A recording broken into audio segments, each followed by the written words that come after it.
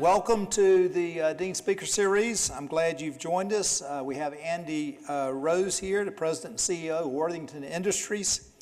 We're honored to have him today as part of the Dean Speaker Series. It's hosted by the Frank Hawkins Kenan Institute of Private Enterprise, and it's made possible through the generous support of the Archie K. Davis Endowment. This series was created in order to bring scholars and leaders from business, the academy, and government to share thoughts and insights with the school and the university and the local community. It's great to have Andy back at the school. He graduated from our undergraduate program and he got his MBA from a school down the road. Worthington is a leading global diversified metals manufacturing company. I'm going to have Andy in a minute to give a little further description about the company. It's headquartered in Columbus. It's North America's premier value-added steel processor. It employs about 10,500 people and operates 70 facilities in 7 countries.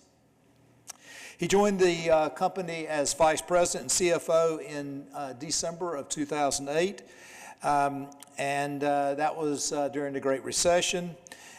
Difficult time to be anywhere. In 2014, he was promoted to Executive Vice President and CFO and then named President in 2018, and in 2020 became the CEO.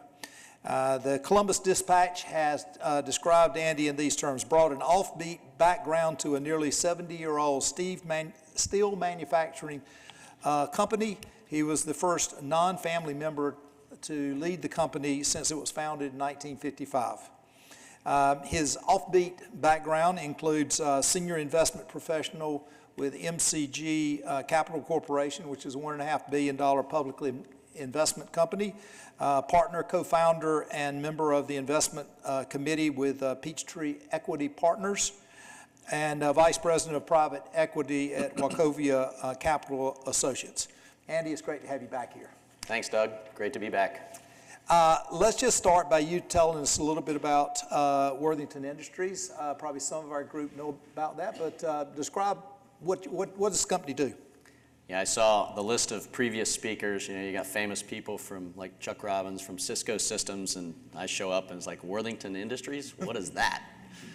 But the short answer is there's a lot of products we make that you probably know. If you own a car or been in a car and it's made in America, there's a high likelihood we have steel in your car. So we're kind of 3 primary business lines. The first is steel processing. We buy big coils of steel from the mills and we do a bunch of value-added processing.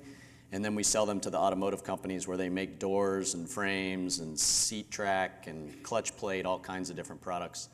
That was the original business. It was founded by John McConnell, basically in his garage. He worked for a mill and said there's a better way to do things. There's a role for an intermediary, and he was an entrepreneur and started the company based on that. Then that was 1955. Then in 72, we bought a small little pressure cylinder operation. So if you've seen a gas grill cylinder, that was the original product. And last year we made 85 million cylinders of all different shapes and sizes. Think the little Coleman propane gas cylinder all the way up to big industrial gas cylinders, and more recently hydrogen tanks for sustainable energy uses. And then the third business is one which I was telling Doug earlier is a fascinating way to make money that you probably never have thought about before. But the ceiling in here I think is not one, but if you've been in an office building and you've seen the little checkerboard ceilings, they're called Acoustical Ceilings. We have a 50-50 joint venture with a company called Armstrong Building Products, but the frame is made out of thin light gauge steel and just a very profitable business. Those of you finance majors, I told him $400 million of revenue and $190 million of EBITDA last year, so it's just very profitable. It's a great product. So a lot of what we do is steel-centric. But not everything. We have a $700 million consumer products business now that is really rapidly growing. So we are diversifying away from steel, not because we don't like steel, that's part of our growth strategy.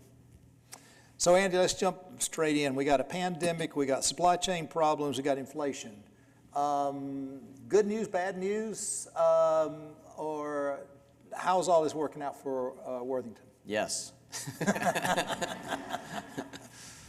So the good news side of it is we are having the best year in the company's history. Last year was the best year, and this year is already better than last year. And part of that is because of supply chain disruptions, because of sort of the fact that there continued to be demand for goods in this country, we're able to raise price. And people are demanding our products. I mean, if you think about pandemic, right? People were staying at home, they were grilling out, they were camping, they were doing activities that they couldn't do. They weren't going on cruises and traveling like they used to. So demand for a lot of our products was exceptional.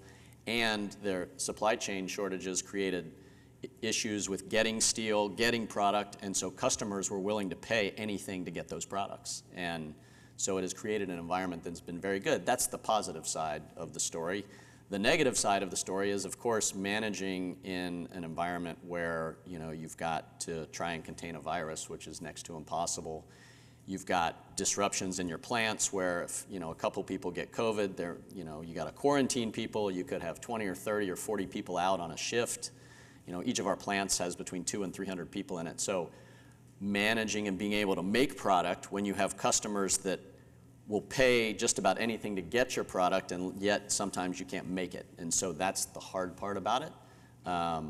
We've been very fortunate from COVID that we haven't lost a lot of people, but we've certainly had people out and sick. And so it's been challenging. I mean, I jokingly say I seem to get new jobs during crises, which maybe I just like sort of the chaos that comes along with it. But you certainly learn a lot, and that's one of, I'm 51 years old. I've been through 3 big economic cycles, and I've learned that usually in times of crisis or times of stress, that's when you're learning the most. Yeah, Andy and I were talking earlier, and I mentioned there's a lot of similarities between what's going on at school. We still got record enrollment, and we also got a pandemic, which is making it really difficult to provide all the things that we're in demand for in higher education. So it's a very similar situation to what you've got. You mentioned these other economic cycles. I know you went to Worthington during the Great Recession. Yep. How do you compare what's going on now to the Great Recession and the similarities, contrast, et cetera? I would say, there's both. Usually when there's an economic crisis of any kind, you have a lot of volatility in your business, right? I mean, when I got to Worthington, you all might have still been in diapers, I don't know, that was like 13 years ago, but Lehman Brothers was failing, banks were going out of business, whole organizations were being shut down, and so the economy was in sort of a spiral down. That happened here briefly. If you remember back a couple years ago, they shut down automotive production in this country for 3 months.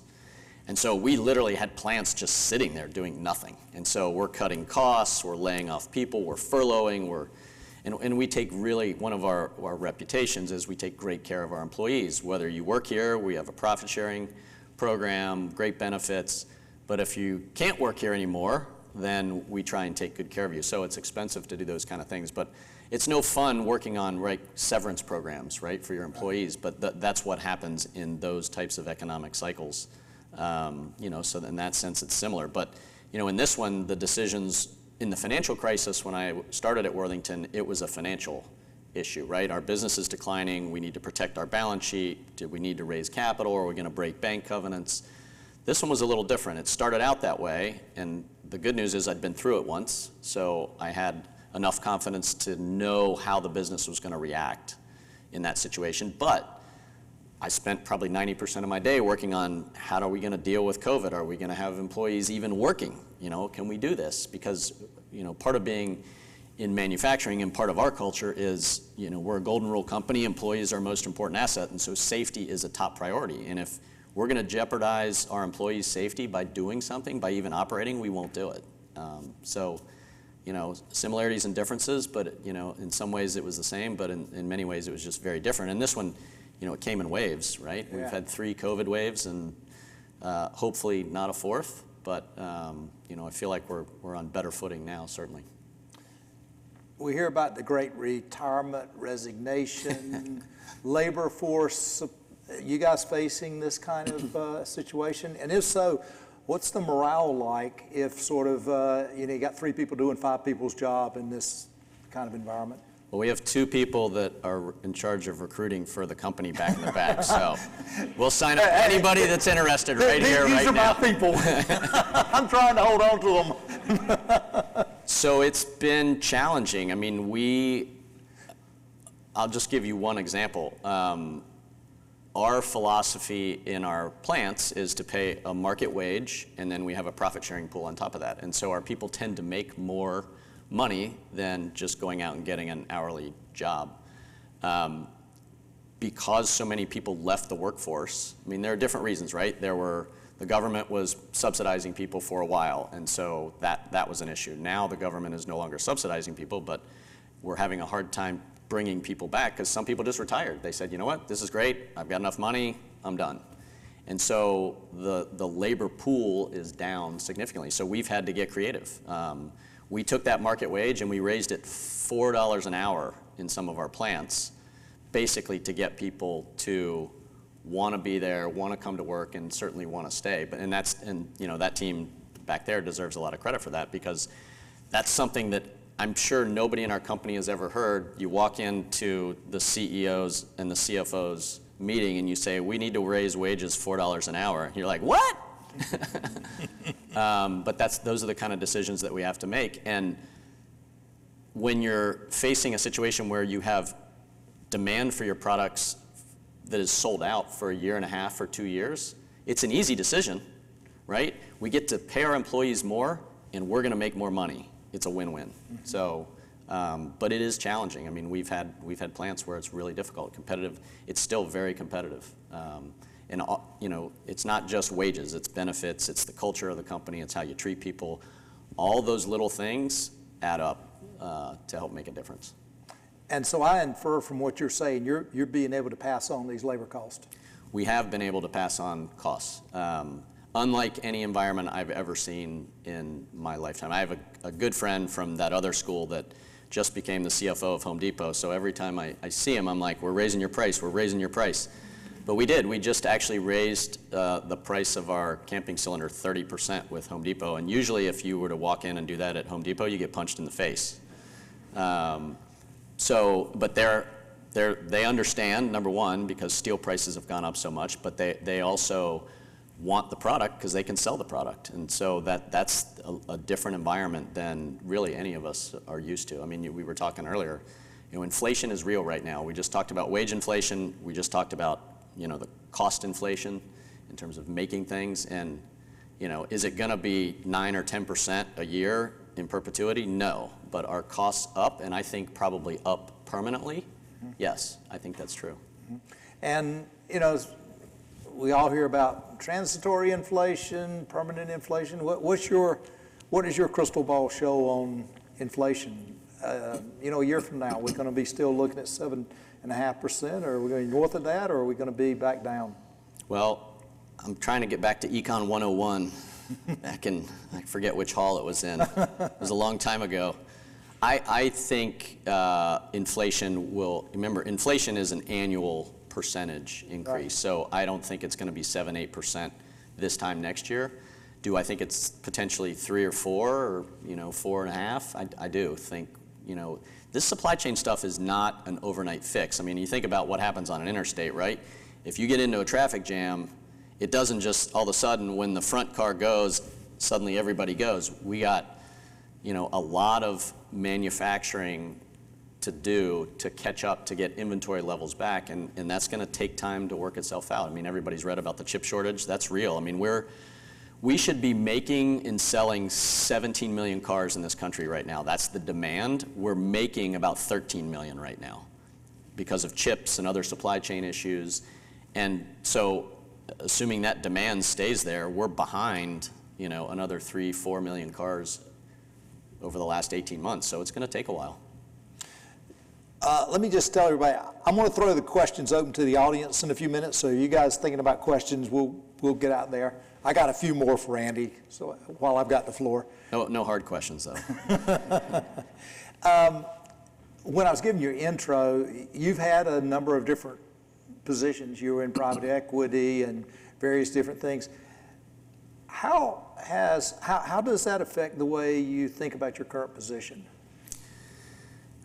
So my career's been interesting. I started, my first job was with JP Morgan in kind of a product management role in their commercial bank, and then I realized at the time I wanted to get into private equity. I loved the idea of investing, and so you can go public company investing or private company, and I chose private because I felt like there was a longer hold period where you could influence the company. And so in private equity, you learn business strategy. You know, the whole goal is to invest $1 and make 3 or 4.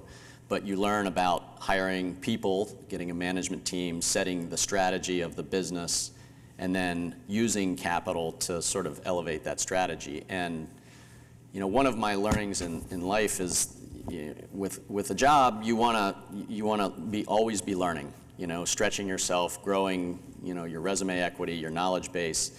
You certainly want to get paid for the job that you're doing, and you want to try and have fun. You want to find something you have passion for, because if you do, you know, it's not like working, and I just loved that. I found that in private equity, and I really loved it. I left and by the way, I've been fired twice in my life, so, you know, we'll get that on the table. When you do this and pursue your dreams, you may face challenges, but just view it as a learning opportunity. The first time it happened, I was at Wachovia Bank, and another bank bought us, and the people that were going to run the combined private equity business basically came in and said, when this deal closes, you guys are out.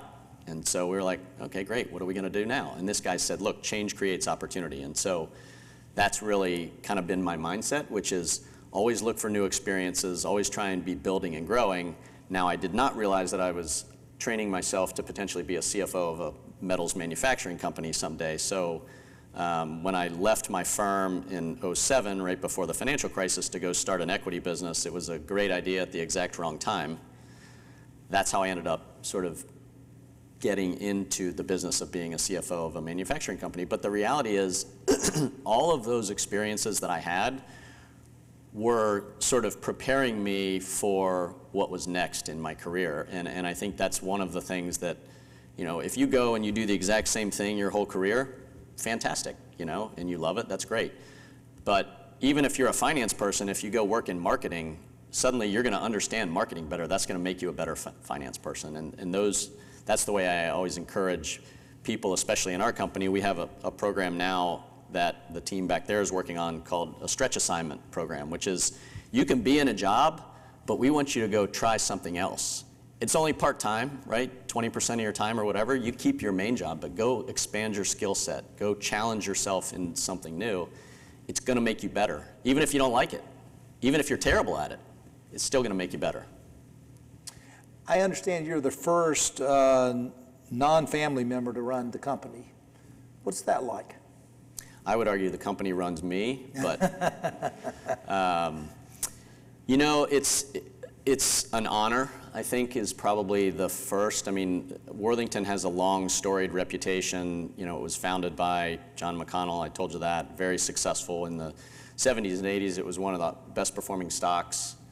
At the time, it was on the NASDAQ, and then John P., his son, ran the business. And so, you know, to be chosen as the first non-family member to run it, it was an honor. But I think it also comes, people ask me if it comes with a burden. It doesn't come with a burden. I view it as just a huge opportunity. And I don't feel pressure in the sense that I'm afraid to fail. I think I view it more as an opportunity to validate the decision that they made. And I just have a tremendous amount of love and respect for the organization. We have something called a philosophy, that is the set of principles by which we run the company. At the top is we're in business to make money for shareholders, but very next is we're a golden rule company. People are our most important asset, and then it runs through how we treat our suppliers, our customers. We pursue worthwhile community causes. You know, it's a set of guidelines on how we treat people and run our company. And it's, you know, when I was in private equity can have a tough reputation sometimes, right? A little cutthroat. We don't care about people. We only care about the almighty dollar. This company cares about the almighty dollar, but they care about making it the right way and treating people respectfully along the way, and everybody participates. That's the profit-sharing mindset that John H. McConnell in the 50s came up with, which was, look, I want to make a lot of money, but I want everybody else to make a lot of money along the way too, and it's really cool that I get the opportunity to continue that legacy and protect it, you know? Because if we can grow the business, reward our shareholders, and protect that legacy where everybody gets to win alongside of us, then I'll feel like I've really accomplished something. That's terrific. You know, it sounds like, we hear about stakeholder capitalism and a lot of these things. It sounds like what you're talking about is Worthington's been doing that for decades. So 100%. When I hear about stakeholder capitalism, that's really what it is. You know, it's about, you know, especially as a public company, you have a fiduciary duty to your shareholders. Your shareholders want you to make money. But there are other things that are important. You can actually care about all those other things and still make money for your shareholders. Mm-hmm. And you know, one big one right now is environmental, right? It's a huge issue. Governance, right? You know, huge issue.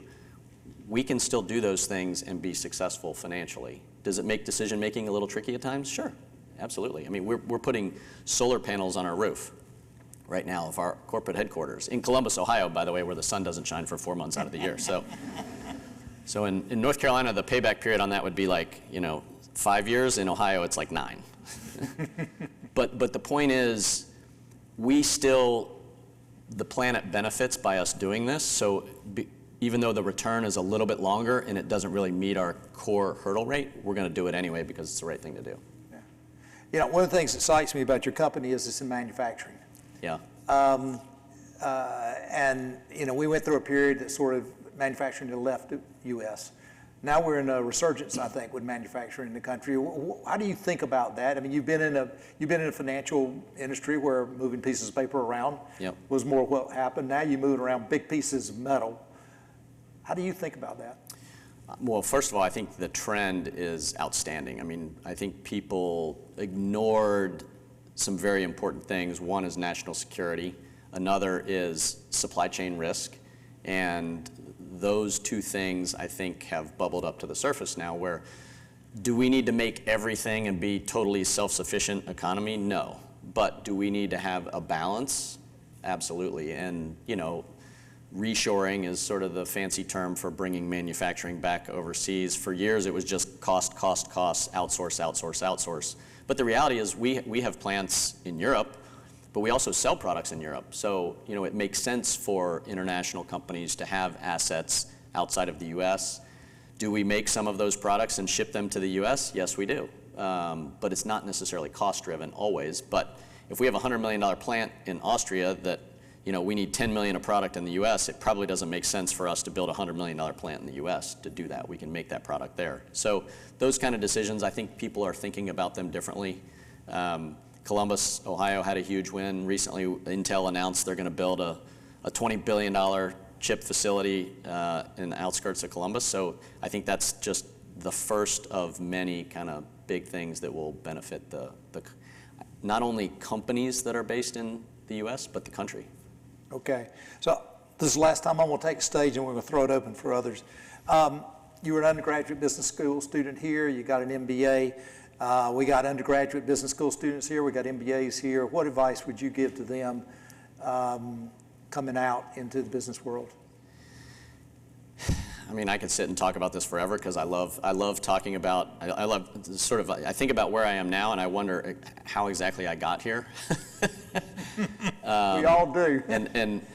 And part of it is, you know, pursue your passion. I love the stock market. That's how I knew finance was kind of my sort of the direction. I didn't know what I wanted to do in finance, but I wish I could remember the lady's name that recruited me at JP Morgan, because she just kept calling me, and the first job she had didn't work out, but it really exposed me to a big wide world of financial opportunities. And I think for students, you just need to sort of figure out a direction and then go try something. And it's one of the great adages of entrepreneurship is you're gonna fail. You're gonna make mistakes. It's gonna happen. But view it as a learning opportunity, because you heard me say earlier, making mistakes, you actually probably learn more from when you're successful, right? When you're successful, you're like, oh, so good, right? But the reality is, try things. If you don't like it, pivot, go do something else. And you're seeing that now with the labor market, right? You're seeing people that are like, you know what? I don't think I like my job. I'm going to go do something else. I'm going to do what I want to do. And as my grandfather told me very early on, you still have to put food on the table. So you need to be able to do something. But don't be afraid to try things. Don't be afraid to fail. I told you my story about losing my job a couple times, and it's frustrating, right? You get frustrated, and you're like, well, I didn't do anything wrong here. What's going on? But change does truly create opportunity, and the opportunity that I have now that I feel so fortunate to have would never have happened if I hadn't left my private equity job to try and start another private equity business, which just didn't happen. So, go for it. And you're young, but you got a lot in front of you. And I think the business world today is as dynamic and with more opportunities than it ever has been. I mean, technology is amazing. The world is a global place. It's a fun time to be doing things. My personal goal, I told Doug earlier, was to retire at age 50, and now I'm having too much fun. So they may throw me out, but I'm having fun until then. Floor is open. Thanks for coming. I'm a first-year MBA student. Kind of interested in your view on the future of a manufacturing worker. We're seeing a lot of trends around robotics and automation sort of replacing a lot of workers. There's an inherent trade-off there. Obviously, the morale of your employees is important if you're continually sort of automating a lot of their jobs away. And I'm just sort of interested in how you view that trade-off, how you're thinking about automation. Well, if you're friends with the guy sitting next to you, you need to get better friends. So Jay worked at Worthington for 5 years? 6 years. So we started a rotation program, and Jay was one of the first people that joined our program, so thanks for being here. And now he's an MBA student. So the short answer there is manufacturing is changing a lot. We have, as part of our strategy, technology, automation, and analytics are three of what we call enablers of our strategy, our business strategy. And the thing about automation is it's expensive. So there are only certain projects that are going to make sense. I could automate my entire manufacturing facility, but then I wouldn't make any money. So there's sort of a fine line. You have to choose your spots where it makes sense, and we're looking hard for those opportunities. The other thing that has been just massively important to us in the last several years is analytics. So we're now to the point where you can put sensors on machines, it's all thrown up into the cloud, you don't need to wire your building, and you can get all this data on sort of bottlenecks and different things where quality, safety, and all that information enables you to make better decisions, whether it's staffing people, doing different things. So there's a lot of opportunity in terms of taking an existing facility that's been around for 40 years and making it more efficient. And some of that is going to be automation. I mean, in our cylinder business, so the Coleman camping cylinder, propane cylinder, we make 45 million of those a year. Hopefully this year, 55 million. But that's a lot, right? But we still can't automate the whole thing. It just doesn't make economic sense. But there are aspects where we will automate certain functions. Some of them are obvious, some of them are not so obvious. So I don't think, and especially with the trends in the labor market and the boomer generation retiring, I think we're gonna face a labor shortage for decades. I don't think this is like a COVID thing. I think there is a secular trend where the boomers are retiring, this has accelerated it, and we're gonna need laborers. And oh, by the way, manufacturing isn't the sexiest job on the planet right now, right? Would you rather work for Facebook or Google or some cool technology company? I mean, those are the things that we're competing against. So while automation has a financial return, it also is probably necessary for us to continue doing what we're doing. Dean Shackelford, thanks for hosting. Mr. Rose, thank you again for joining us. You mentioned earlier that Worthington has a sort of defined strategy for growth going forward, and obviously been pretty acquisitive for acquisitions in 2021. I'm sure there were a lot of good deals to be had during sort of the unknowns generated by the pandemic. But as you go forward, how do you feel about sort of the buy versus build mentality? And what do you sort of, your crystal ball, what does the M&A environment look like going forward? Yeah, so one of the things that I've learned in M&A, which I think is 100% true, the old Warren Buffett adage, be greedy when others are fearful and fearful when others are greedy. When the market is really good, the stock market's hot, you see a lot of people on CNBC like, we just did this deal. That usually means that prices are high, multiples are high, and earnings are high. It's a dangerous time to buy companies. You can still do it, you just have to be careful. Our growth strategy, there's three sort of primary drivers. M&A is one of them. Another is what we call transformation, which is basically using lean and other tools, analytics, automation to make our business more efficient, more profitable. And then the third is innovation, which the easiest way to innovate is new product development, but there's lots of other ways. And so what I explain to people, our growth strategy is basically to take a business, a manufacturing business that would normally grow at GDP 2 or 3% a year, and we're gonna try and make it a 10% grower by using those three tools: M&A, new product development, and transformation. And if we can add a couple percentage points through each of those in a year, we'll grow at 10% a year. If we can grow at 10% a year over 5 years, we're world class. Sounds easy, doesn't it? The biggest risk, though, obviously, is not all M&A works out. And look, I've done, I don't know how many deals I've done. I've done probably 17 or 18 deals just at Worthington, but before that I probably did 30 or 40 in my private equity business, so I've done, let's call it 60 deals. Not all of them turn out great. In fact, some of them go to zero, which is really frustrating. But the goal is to get, obviously, in the portfolio approach, get more of them right than not. And one of the ways to do that is when you're in a recession or coming out of recession, even though businesses' earnings are declining and multiples are declining and people don't want to do deals and the banks tighten their lending standards, that's oftentimes the best time to be doing M&A. We're still doing it now. It's a good market right now. We're still buying businesses, but you're probably paying up a little bit. You just have to be careful. And where we're paying up, we either see huge growth opportunities. So we just bought an electrical steel company, which electrical steel is what is the foundation for batteries. And so think automotive, batteries. Does anybody think that electric vehicle is not going to grow over the next 20 years? Okay, yeah. So we paid up for that one because we know next year may not be a blockbuster year or the next year, but eventually that's going to be a really good market for us. Sure. Hey, my name is Drew. I'm a senior business major here. I had a question around how you promote entrepreneurship, whether it's within the company or the steel industry in general, especially in Columbus. It's considered the Rust Belt, but it's also seen a promising entrepreneurial ecosystem. So I'm curious how you're promoting that. Are you from that area? No. You're right. We were actually talking about Columbus actually has a really thriving entrepreneurial scene, even though it is in the Rust Belt.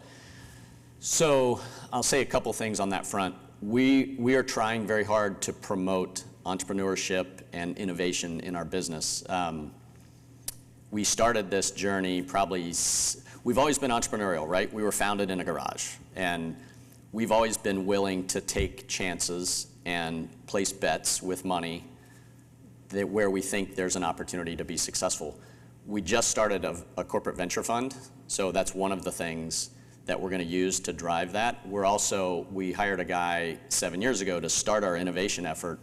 We hired him from Procter & Gamble because they had basically an innovation think tank, and he had this sort of model he could help us build.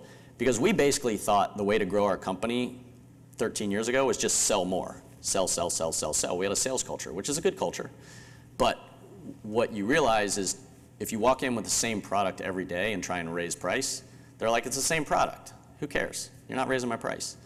But if you come out with a new product, or even just tweak the product a little bit, you can say, new product, raise the price. And so those little things really help make a difference.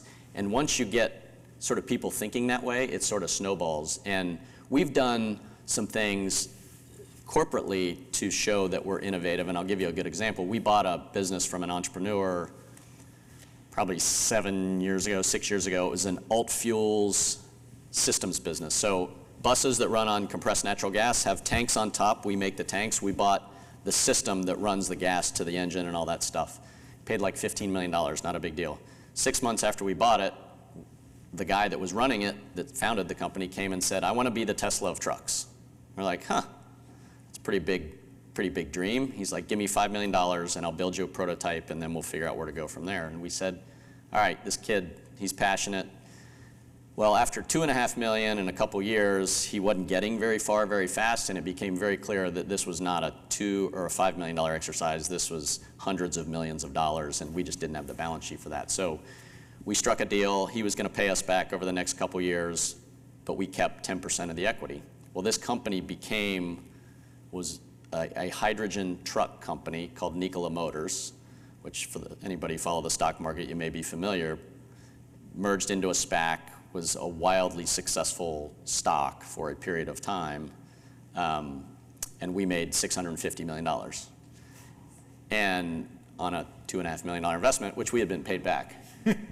Now, the beauty of it, I talked about our culture, is we took $20 million and put it in a foundation, which we will give to community causes. We created an endowment.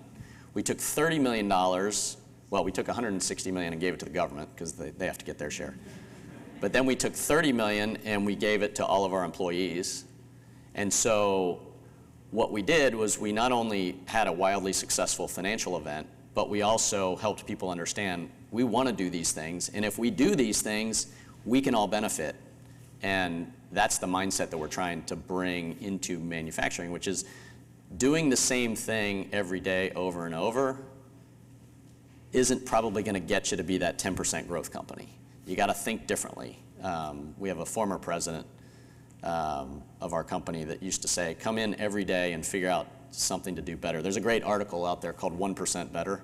I forget the guy that wrote it, but it's about the British cycling team who was like the worst on the planet. And this guy's mindset was 1% better every day on everything we do. Like paint the van walls white so you can see where the dust is, because the dust gets in the chains and causes performance issues. If you have that mindset, you'll find yourself being more successful than not. Hey Andrew, thanks for being here. So currently I'm a senior and I just got a job and now I'm getting like a little lost about like direction of life and where I want to be there. Congratulations, you're not alone. Yeah, a lot of my friends are like that. But so you mentioned with all your previous experience, are there any habits you formed that really helped you in your life or in work? Or like, deal with pressure, because you mentioned change creates opportunity and you must have a lot of stressful situations where you really have to figure things out. Are there some habits that really help you and shape who you are today? So I'm a list maker. My lists are now electronic. They're on my phone and my iPad. But I think that's one of the things I find that I have thoughts, and if I let that thought go sometimes, it doesn't come back. I don't know, my brain works in sort of strange ways where 20% of the time I think it's high functioning, the other 80% I think I'm just wandering around. So I got to capture the 20% when it happens. The stress piece, this is a little bit of a joke, but it's actually 100% true. But when I was in private equity, we invested in a pecan processing business, and an interesting way to make money, right? Take the shells off pecans and you sell it to the big food companies. But a month after we bought it, it tanked because there was a short crop, prices spiked, we didn't have money. I was living 4 days a week in Florence, South Carolina, wondering every week if we were going to be able to make payroll. And that's when I developed my stress reduction program. It has 3 points: exercise, red wine, or pale ale, either one is probably fine, and smooth jazz. So one of my former partners in Atlanta that I check in with every now and then, he'll text me, he'll be like, smooth jazz? But I think you just got to find out what it is that relaxes you. And the other thing that I learned from John P. McConnell, who is my boss, was the son of the founder. I watched him in times of crisis, just very cool. And I asked him one time, I was like, how can you do this? Like, I'm freaking out right now, whatever. And he's like, this is not life or death, I mean, the reality is, what's the worst thing that's going to happen to you? Your company is going to go bankrupt, but you're not, you've still got an opportunity to do something else. And if you take the mindset that I talked about earlier, which is, yeah, well, if the company goes bankrupt, that's not ideal, but I'll probably learn a lot in the process. You can walk into your next interview and say, I know what not to do. So, but yeah, I mean, habits are good. I think, you know, in terms of developing, you know, hard work, right? It's hard, you know, working hard. I'm not good at sayings, but there is one about, you know, it's weird how the harder you work, the more successful you get. You know, it doesn't always work out that way, but that's true.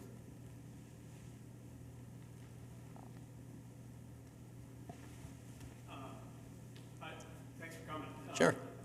I love this place, so can we do this next week? Absolutely. I wanted, this may be kind of a detailed question, but I want to go back to the stakeholder capitalism and this notion, like our annual theme of the Kenan Institute this year is to explore stakeholder capitalism, ESG investing is sort of an expression of stakeholder capitalism.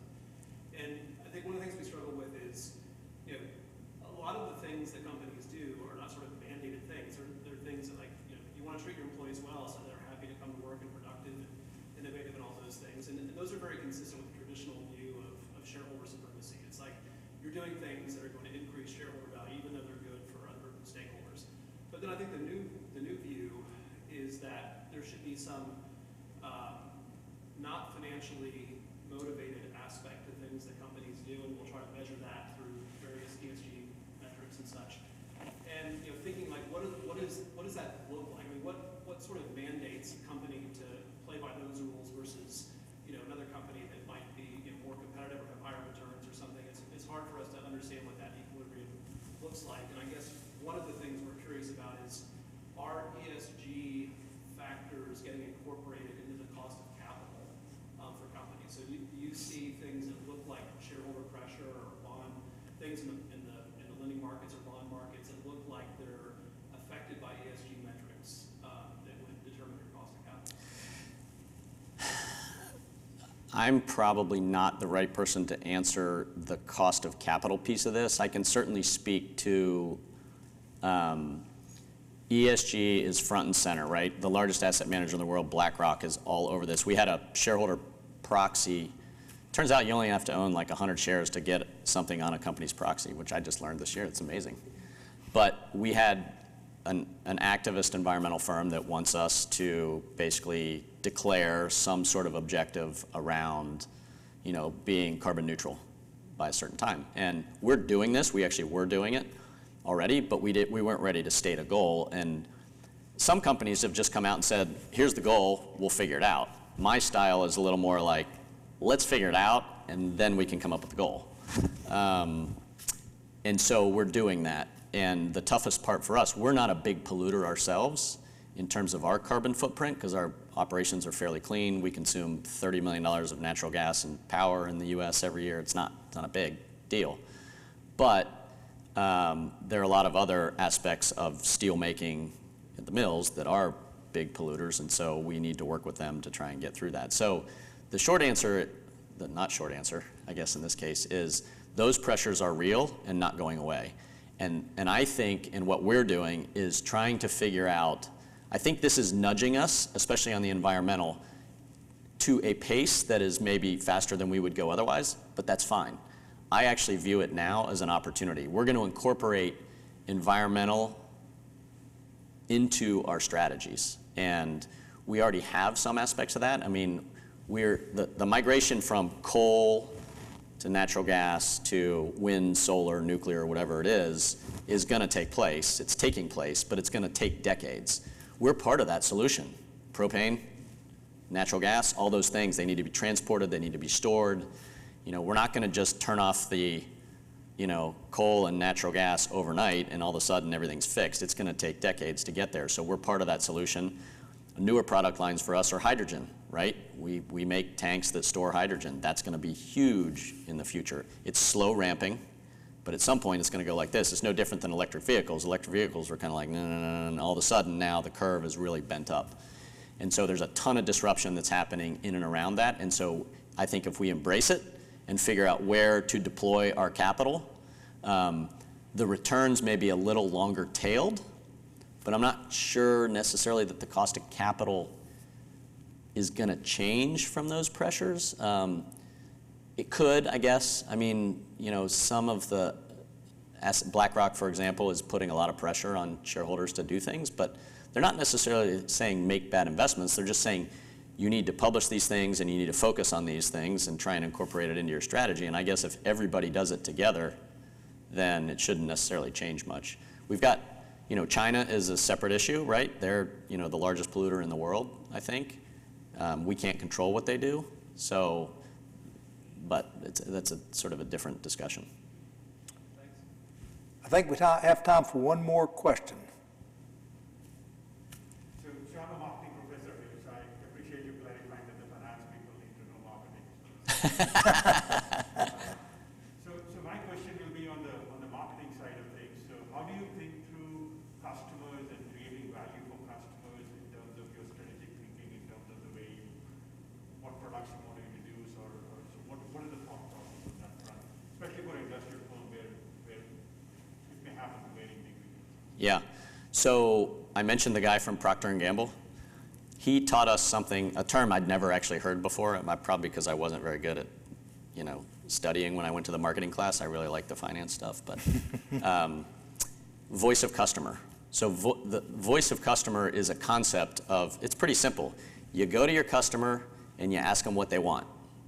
And sometimes they don't even know what they want. So maybe you ask them in a different way. What are your problems? Like, what do we do that's really good? What do we do that's really not good? What do other people do? You go through sort of this whole series of trying to understand their business model, what their challenges are, and then we try and rethink how we're doing what we're doing to benefit them, and you make it a win-win, right? If we can do things better for them, maybe they have to hold less inventory. That saves them money. Maybe we can charge them more for our product because they get to hold less inventory. So that is, I would say, the front line for us in terms of thinking about that. Lean is a backbone of that, right? You know, if you study Lean, you sort of learn that the concept here is starting with voice of the customer, understanding the flow through your facility. Call it a value stream, which is, you know, where's the bottlenecks here and there. All those, and this is why I think analytics has exploded. One, because the cost of analytics has come down, but information is power. And whether it's understanding your production schedules or understanding what exactly it is your customer wants, sometimes your customer doesn't even know what they want. I'll give you a good example. We sell tanks into the cannabis manufacturing industry. The cannabis industry 3 years ago was basically using an old industrial tank to do food grade manufacturing.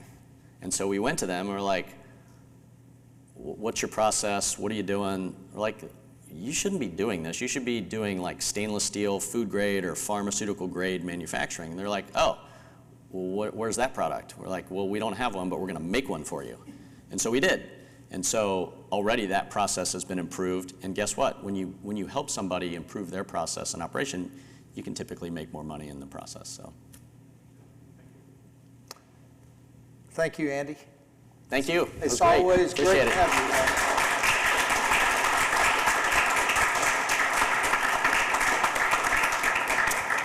you. And good luck to everyone here. Yep. I had a great experience at Carolina, and you know, love coming back. So good luck to y'all. Thank you.